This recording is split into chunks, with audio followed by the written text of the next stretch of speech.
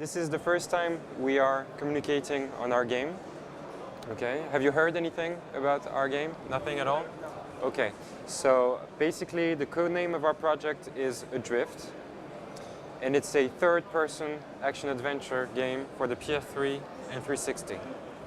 And for this first communication, we decided to talk about the game's universe. Okay, so we're gonna let you dive into our universe. And instead of running you through a very long speech and a lot of words and a lot of fancy notions, I'm just going to show you a quick video that will sum it up better than 1,000 words.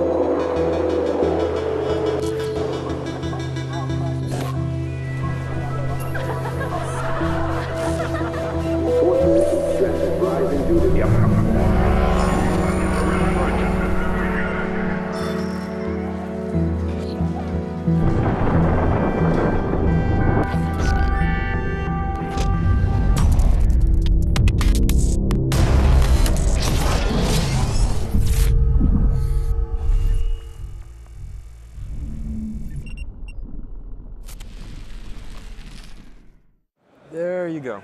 Okay, so the main theme of our game is going to be memories, human memories, what we all have inside our heads and nobody can touch. You saw that the game takes place in Neo Paris in the year 2084. Well, in Neo Paris 2084, all people carry a brain implant that's called the Sensen, and that's short for a sensation engine, and that allows you to digitize in real time everything that you see, that you hear, that you smell, that you feel, that you know, and turn that into a tradable memory that you can then share with your friends, exchange, buy, sell, and of course there's going to be a lot of dodgy things being done around that technology, and this is going to give a lot of power to a minority of people that have control over the technology and also all the data that is being transferred over the memory servers, because memories are what we are. They're what's most intimate about us, and having power over this is an extreme, source of power, for want of a better word. So, okay, this for us is something that we see happening today with geolocation and social networks. This, okay, I'll hide the brand. This is a smartphone. It allows some people to know where I am at all times. Okay, and I don't know exactly who has access to that information. I don't know what they're doing with it. I don't know if they're selling it to anyone. I don't know who they might be selling it to. I don't know. You don't know. But you all have that smartphone, and you're willing to give that piece of freedom up for the cool fact that you can outsource some parts of your brain to it, and you don't have to worry about getting lost in the streets, for instance. So it's cool. So, we say, okay, it's cool. Same thing with social networks. Let's talk about Facebook, for instance. What's on your Facebook account? Everyone that you know, or your friends, your family, what you like, what you don't like, your past, your education, your career, what you might want to do in the future, pictures of where you've been, everything that defines you as a human being, like your identity, is already there. And the last thing that we have that is safe within our brains is our memories. And one of the key messages of this game is, okay, imagine if that last barrier was being brought down. So I'm not saying that in this game we'll have a message about, okay, this is what's being done with your data on Facebook or with your smartphone.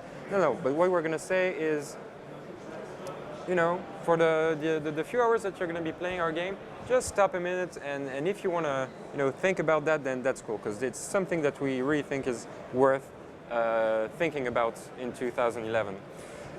You saw that the game is in 2084. It's set in 2084. That is a direct reference to George Orwell and 1984.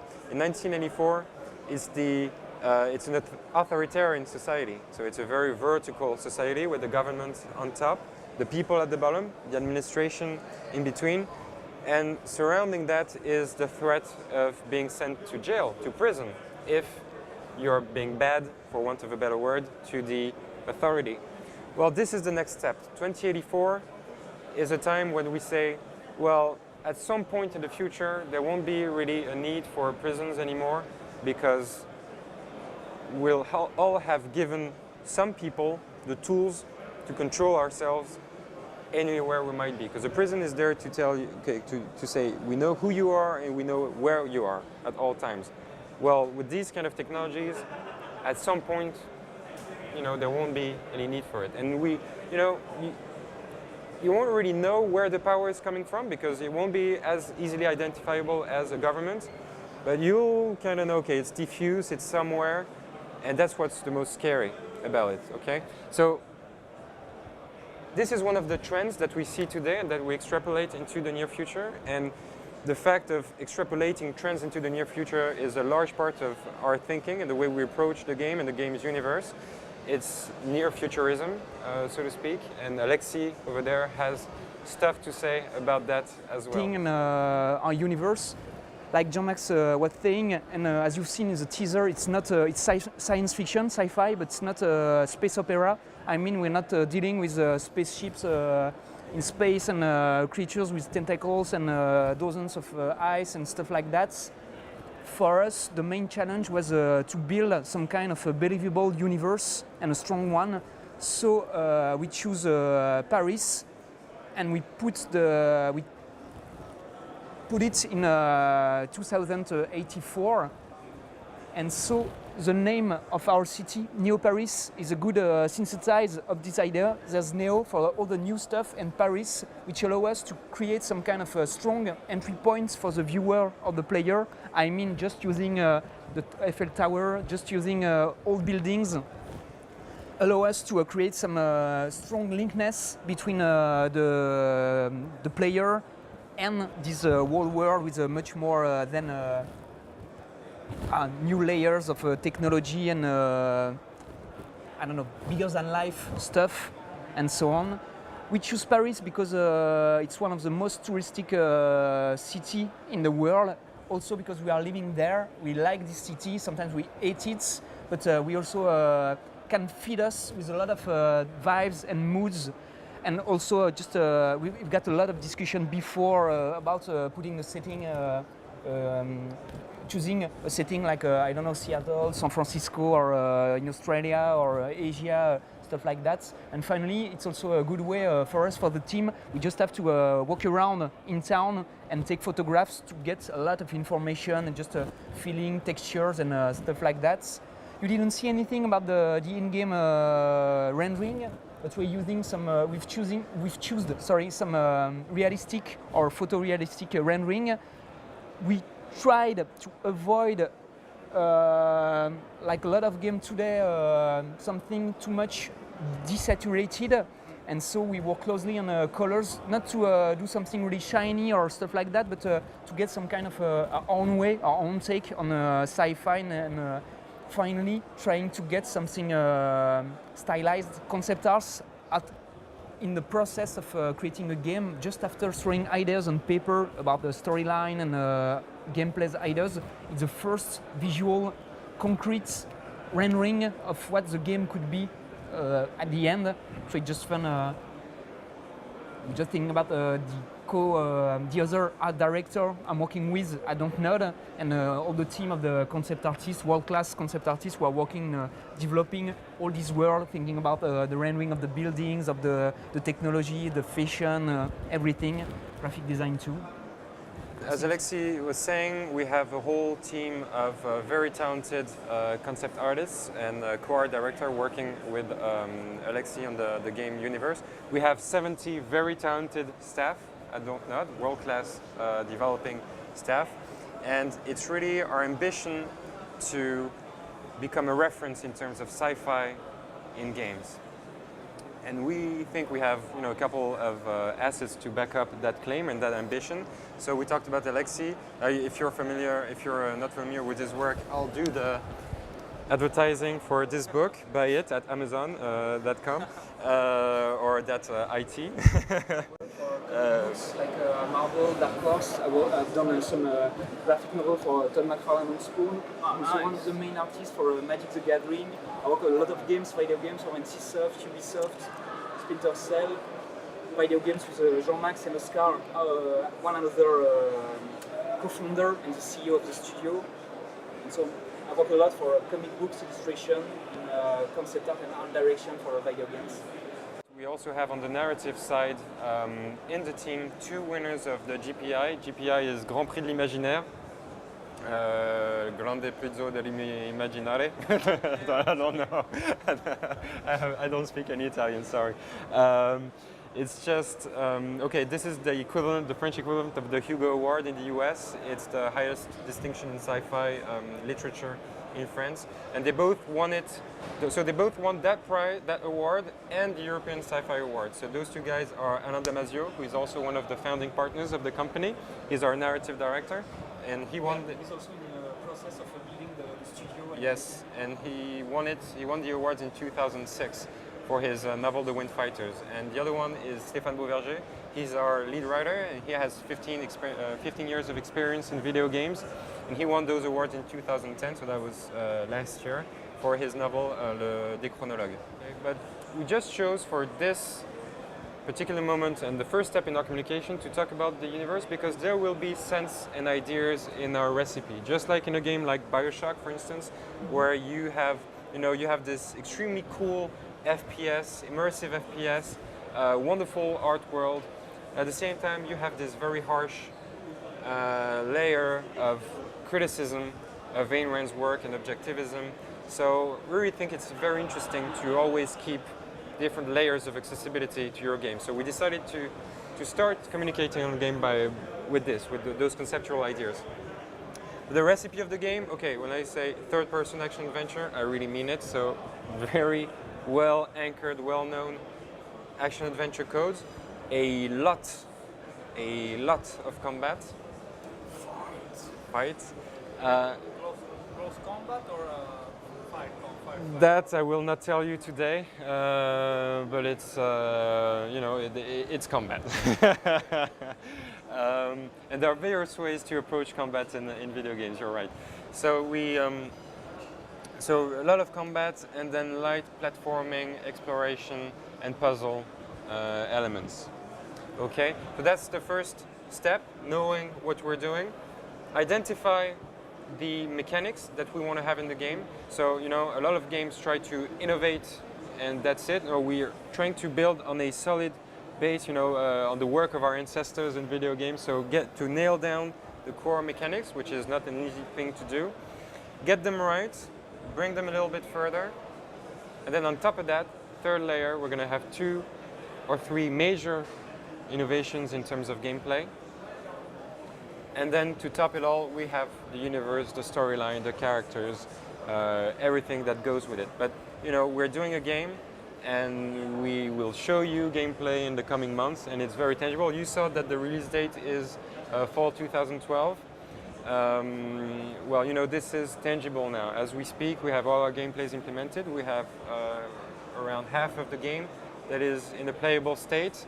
So yeah, this is now concrete stuff, tangible. We're out in the open, and you'll hear a lot of us in the coming months. And have you developed your own engine for the game, or are you using a third-party? No, we're using Unreal Engine. Basically, just a few words about the company. DONTNOD was founded by 5 people. We started working on the project early 2007, but we still had all our jobs. And then we really founded the company in 2008. Alexis, myself, and Oscar knew each other from Ubisoft, having worked with each other at Ubisoft. Alexis being a freelance artist, and I was working at Ubisoft, Oscar as well. Oscar and Hervé, our production director, knew each other from before that, and they wanted to work together as well. And then Alexis, later, when we started to work on the project, Alexis brought in Alain Damasio, the sci-fi author. Alexis was a big fan of Alain, and I was a big fan of Alexis, and he was the missing link because we didn't have the, the narrative element to our project. So after weeks and months of working at the concept, we finally managed to convince two business angels that invested massive amount of money into the project, and thanks to whom we were able to really put our vision, to make our vision come true, to come a reality. We grew the company from 5 people in the very beginning in 25 square meters in a sub-rented mezzanine. And today we have 70 staff and 1,000 square meters still in Paris. So it's really been an incredible roller coaster ride, and our dream has become a reality. Just to come back to your question, we were 5 people, and we had a team to build, a team to build. We had an IP to build. We had a game to build. And we basically chose not to have to build the technology, otherwise we would not be here to talk to you today. So it was really a deliberate choice not to reinvent the wheel on all fronts, you know, whether it be from an art perspective, a narrative perspective, or a game design perspective, or a technology perspective. We're using Unreal. You'll see a lot of innovation in our game, but you'll also see a lot of stuff that you've seen, that you like, and that's important to us as well. So. Like Jean-Maxime was saying, we are trying to manage different layers.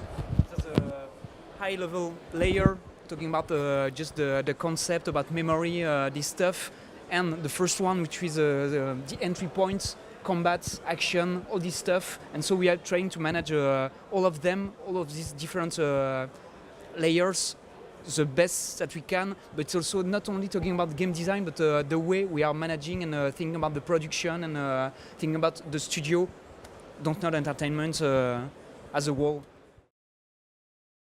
With Sony for about a year. We were signed as first party with Sony, and the collaboration ended at some point for reasons that, you know, we shall not discuss, but we're in very good terms with them. We really enjoyed the collaboration, you know, and that's not because there's a camera with our GamesCom. This is really true, and yeah. Nothing really went wrong. Well, A business decision, probably. a decision was made, and we had to go on our own. So today we're looking for a new publisher. We have a lot of contacts. We have many people that are interested, and yeah, I mean, they've seen the game, and the game is great. We're very passionate about it, and I really hope that passion will show in the game. And if we don't find a publisher, then we'll do it by ourselves. Yeah, and even for us, I mean, it would be a very, you know, bizarre decision to make it exclusive. And with the Unreal, it allowed us to, you know, very quickly have a 360 version running. And we have a PC version running, but whether we do a PC version or not will depend on a potential publisher deal, because we don't have the resources to QA PC builds and that kind of stuff. But yeah, it's something we'd be willing to look at as well. And this is my last question. No, there will be no move support or Connect support in the game. It's something that we are interested in. It's just something that, you know, we've been working on this project for almost 5 years now. I mean, starting with drinking wine in Paris and talking about ideas, and now making this come true. It's been a very tough challenge to keep a consistent vision of the project and stick to our ideas. And this is just one of the choices that we made at some point to really stay focused. So it's not that we don't like those kind of features, it's just that we stayed focused. Same with multiplayer. No multiplayer in this game. We stay focused on the offline single-player experience, because this is, you know, this is the core of what we want to deliver to people.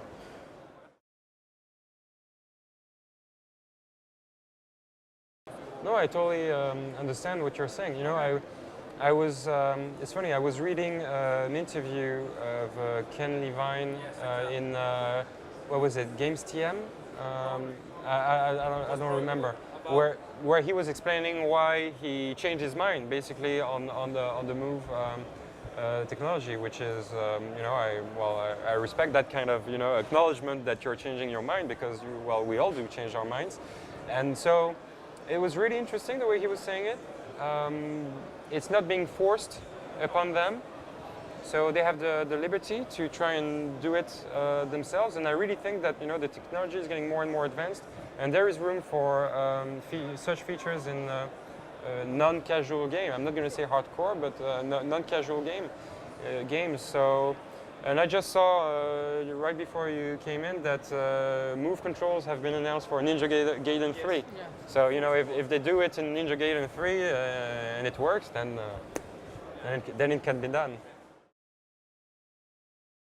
There's always been a problem with controllers, but with the auto aiming, assistance stuff there. But yeah, I could totally understand why you would move to that. I'll tell you the truth, I have not played an FPS with the move control, so I can't really share my experience. But,